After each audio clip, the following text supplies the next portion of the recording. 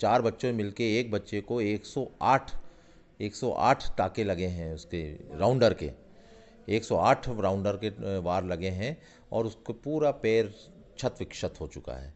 मेरे बच्चे को न्याय मिलना चाहिए और स्कूल को, प्रबंधन को पूरी तरह निरस्त कर देना चाहिए इस स्कूल की मान्यता। सर, बालक का नाम बताएं सबसे पहले तो। आराध्य पांडे, कक्षा 4th ए में पढ़ता है।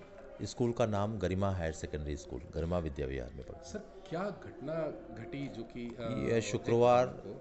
शुक्रवार 24 तारीख की घटना है और 2:50 में मैं इनको लेने गया छुट्टी के टाइम पे, बच्चा पेट दर्द के कारण।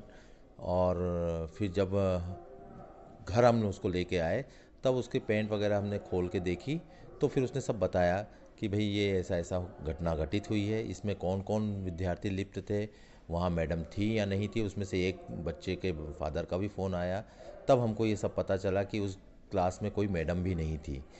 स्कूल प्रशासन की गलती इतनी है, वो ना कोई सहयोग करने के लिए तैयार है, सीसीटीवी फुटेज उन्होंने गायब कर दिए और ना ही सीसीटीवी फुटेज दिखाने के लिए तैयार हैं।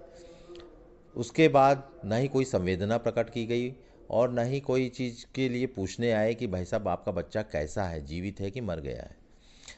अब क्या, सबसे बड़ी घटना ये है कि जो उनकी मैडम्स हैं, जब वो वहाँ उपस्थित नहीं है तो ये बच्चे चार चार चार मतलब 4 बच्चों मिलके एक बच्चे को 108 टाके लगे हैं, उसके राउंडर के 108 राउंडर के वार लगे हैं और उसको पूरा पैर क्षत विक्षत हो चुका है। उसका हमने मेडिकल भी करवा लिया है और एफआईआर भी दर्ज हो चुकी है। बच्चों का तो सर मैं कह सकता हूँ कि बच्चे हैं, हो सकता है कि उन्होंने नासमझी में किया कि समझी में किया, ये तो मुझे भी अंदाज़ा नहीं, क्योंकि सीसीटीवी फुटेज उन्होंने दिखाई नहीं, उपलब्ध नहीं कराई। लेकिन हाँ, इतना तो मैं कह सकता हूँ कि ये स्कूल प्रबंधन की सरासर लापरवाही है। स्कूल प्रबंध इस तरह से तो किसी की मौत भी हो जाए तो इनके लिए कोई वह नहीं है, इनको सिर्फ पैसों से मतलब है। इसका तो यही मतलब है कि फ़ीस लिया और इनका कोई, इन्होंने बिल्कुल अपना पल्ला झाड़ दिया है पूरी तरह से कि जो भी होगा देखेंगे बाद में। और स्कूल प्रबंधन किसी भी तरह से सहयोग करने के लिए तैयार नहीं है। अभी तक कोई भी चीज़ के लिए वो रिस्पॉन्सिबिलिटीज़ किसकी है किसकी नहीं है, हमें ये भी नहीं पता कि अब ये रिस्पॉन्सिबल कौन है उस स्कूल में। अच्छा, ये जो घटना हुई ये किसी पीरियड में हुई है, मतलब ये लास्ट पीरियड में हुई है और किस। एक्टिविटी पीरियड था, संध्या मैडम का पीरियड था, वो उस समय उपलब्ध नहीं थी उस क्लास में। तो आपको कैसे पता चला कि वो ये उसकी रिकॉर्डिंग है मेरे पास, जिस बच्चे ने बात की है, विराट करके हैं, विराट मिश्रा, उनके पेरेंट्स ने भी बात की थी कि गलती हो गई मेरे बच्चे से ऐसा वैसा। और उसके बच्चे ने कहा कि नहीं साहब, वो देवांश ने मारा है, वो यश ने मारा है, यश ने सबसे ज़्यादा मारा है। और उस क्लास में मैडम नहीं थी, संध्या मैडम जो बचाती हैं वो नहीं थी। तो इसका ये मतलब हुआ कि उस समय ना तो मैडम थी। अब सीसीटीवी फुटेज हमको मिले, दिखे, तभी हम बता सकते हैं, लेकिन वो उपलब्ध कराने के लिए तैयार नहीं है। आपने क्या बात करी स्कूल प्रबंधन से कि स्कूल वो। प्रबंधन से हमने 4 बार बात करी। पहले तो उन्होंने फ़ोन से बात करी कि, और मेरे मोबाइल से नहीं, वो अपने ही, जो मैडम हम लोग शिकायत लेके जब गए तो बोले मेरे बहू का ये है, एडमिट है और मैं अभी नहीं आ पाऊँगी, मंगलवार को हम देखते हैं। तो हम लोग ये सोच रहे हैं कि 3 दिन क्या हम ऐसे ही बैठे रहें, क्या उसका बच्चा हम मर जाए तो मर जाए, मतलब वो आने के लिए नहीं, तैयार स्कूल नहीं, स्कूल प्रबंधन ने आए क्या ही नहीं। आपने बात करी कि वो सीसीटीवी फुटेज आपको। हाँ, हमने कहा, सबसे पहले यही कहा कि सीसीटीवी फुटेज तो दिखा दीजिए। बोले हम मैडम के बिना नहीं दिखा सकते हैं। मैडम मतलब। मैडम मीन्स प्रिंसिपल मैडम है और डायरेक्टर सर हैं, उनके अनुमति के बिना हम सीसीटीवी फुटेज नहीं दिखा सकते हैं।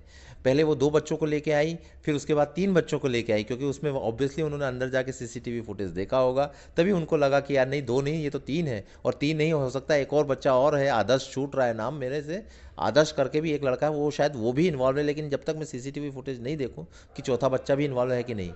एफआईआर किस तरीके की आपने दर्ज करवाई। एफआईआर में यही सब नाम लिखे हैं, तीनों नाम लिखे हैं। 108 उनके छेद हुए हैं और उनको पेट पे भी मारा गया है, चाटे मारे हैं और बैक में भी मार लगा है उनको। एक सिर्फ एक गुप्त अंग छोड़ के बाकी सब जगह उनके निशान हैं। अच्छा, आप बता रहे हैं कि आपके यहाँ पर स्कूल प्रबंधन से भी लोग आए थे। स्कूल तो उनसे प्रबंधन क्या। आए, स्कूल प्रबंधन आए, लेकिन अब उसकी मेरे को या तो रिकॉर्डिंग कर लेनी चाहिए थी, लेकिन अब वो शायद एक्सेप्ट करें या ना करें। लेकिन हाँ, उनसे बातचीत हुई, उन्होंने न तो कोई संवेदना प्रकट की, क्या है, उसको मामला को पल्ला झाड़ने की कोशिश में लगे हुए थे वो, कि साहब हमको हम पूरी उसके प्रति संवेदना प्रकट करते हैं, ऐसा वैसा। और फिर बोले हम कैसे आप कंप्रोमाइज़ कर सकते हैं, उनका ये ध्येय था। तो हम कंप्रोमाइज़ तो सवाल ही नहीं उठता, हमारे बच्चे के ऊपर है। और हम ही नहीं, 3,000 बच्चे पढ़ते हैं। आज मेरे बच्चे के साथ हुआ है, हो सकता है कल उस समय कहीं और इंसिडेंट हो जाए, तो उसके लिए कौन कौन जिम्मेदार होगा? सबसे बड़ी जिम्मेदारी किसकी मानते हैं आप? और दूसरा ये कि आपने जब एफआईआर दर्ज करवाई तो उसके बाद में अगर ये घटनाक्रम के ऊपर कोई कार्रवाई नहीं होती है तो आप लोग क्या करेंगे? ये दो चीज़ें। हम तो सबसे पहले कोर्ट तक जाएंगे। अगर ये कार्रवाई पूरी नहीं करते हैं तो हम कोर्ट तक जाएंगे, बिल्कुल। इसमें तो कोई दो मत नहीं है, क्योंकि बच्चा हमारा ही नहीं सभी का है और सबके बच्चे वहाँ पढ़ रहे हैं। तो हो सकता है कि इनको ऐसा लगता है कि ये लालचवश ऐसा कुछ कर रहे हैं, तो ये सब चीज़ें वो भूल जाएं। ये तो मेरा मानवाधिकार भी कहता है कि बच्चे का कुछ मानवाधिकार भी है या नहीं है। तो ये स्कूल प्रबंधन की सरासर गलती है। इसमें सबसे ज़्यादा प्रिंसिपल और जो डायरेक्टर हैं कि भाई किस ऑथोराइज पर्सन को बैठा रखा है आपने, किस टीचर की वहाँ ड्यूटी है, कोई कॉरिडोर में है कि नहीं है, बच्चा सुरक्षित नीचे तक जा रहा है या नहीं जा रहा है, ये इनके पास समय ही नहीं है। ये उस समय उपलब्ध ही नहीं रहते हैं। आपका नाम बता दें। और ये सबसे बड़ी बात है, ये घटना मेरे को उनको बतानी पड़ी। ये उन्होंने नहीं बताई मुझे, ये तो मैंने उन्हें बताई। और मेरा नाम ब्रजेश पांडे है। मैं 108 मॉडर्न सिटी इंदौर में रहता हूँ। बालक क्या आपको? बालक के मैं पिताजी हूँ। जो है मेरे बच्चे को न्याय मिलना चाहिए और स्कूल को प्रबंधन को पूरी तरह निरस्त कर देना चाहिए इस स्कूल की मान्यता। और ख़ासतौर पे प्रिंसिपल मैडम और स्कूल प्रबंधन मेरे बच्चे की इस तरह की जो हुआ है उसका पूरा ही जिम्मेदार है। बच्चे को जब आप वापस लेके गए थे दिखाने तो किस प्रकार से उनका बिहेवियर रहा था? बिल्कुल रफ टाइप में रहा था, बिल्कुल।